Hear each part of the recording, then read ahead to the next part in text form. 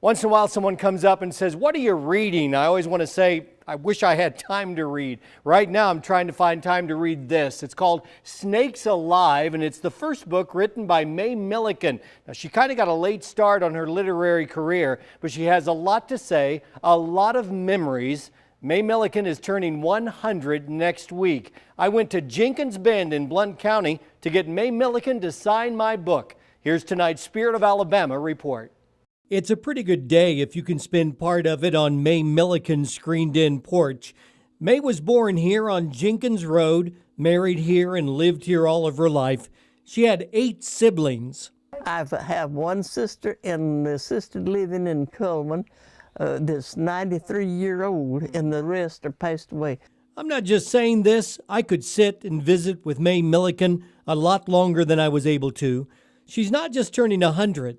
She's turning 100 in very good health. Her mind is sharp. Her sense of humor is sharper. She can describe a typical farm-grown supper from her youth and make your mouth water. And that's what I think, the one reason that I'm still here at 100. I ate this quick food. We just didn't have much of it. May told of corn mush and sweet potatoes cooked in the hot coals in the wood-burning stove, molasses, sweet milk, and after supper, all the children would gather around their mother. She led us in these religious songs. She had a songbook, and we all sang, and we was a happy, healthy bunch of children, I tell you. Rock of Ages, give me that old-time religion, it's good enough for me. Everyone sang.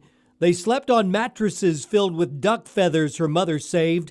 They had 6 beds for Mom and Dad and 8 children. It was around 1916 that May Milliken started walking to this one-room schoolhouse in Garden City.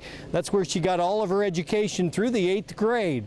It was a 3.5-mile walk one way from her home out on Jenkins Bend. But we could lope that off in about an hour or a little over, and that's the way we started our schooling. May and her husband Bervin raised 2 children here. She lost her husband back in 1992. She says he was a good man and says one thing he was a little shy on was discipline. He left the punishment of the children up to May, something her son claims he remembers well. I've heard him tell it, and I don't believe it.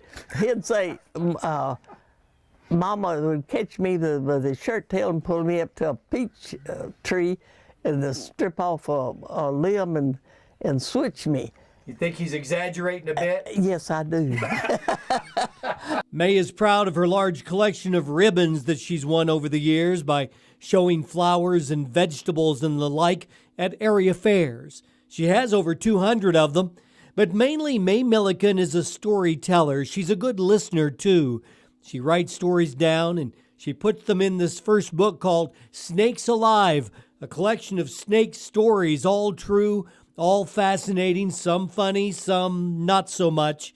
Like the story of a man who brought a big rattlesnake to church where snake handling was a part of the service. But this man that got bit by that big snake, he's the only one that would reach in and pick it up, and I think he's buried the next day. It killed him. Snakes Alive is only $15 if you pick one up at May's house or at the Cullman Times newspaper. It's $20 if May mails one to you. Just write to Snake Times, 1431 Jenkins Road, Hayden, Alabama, 35079. May's second book will be out soon. That's the Spirit of Alabama. I'm Mike Royer.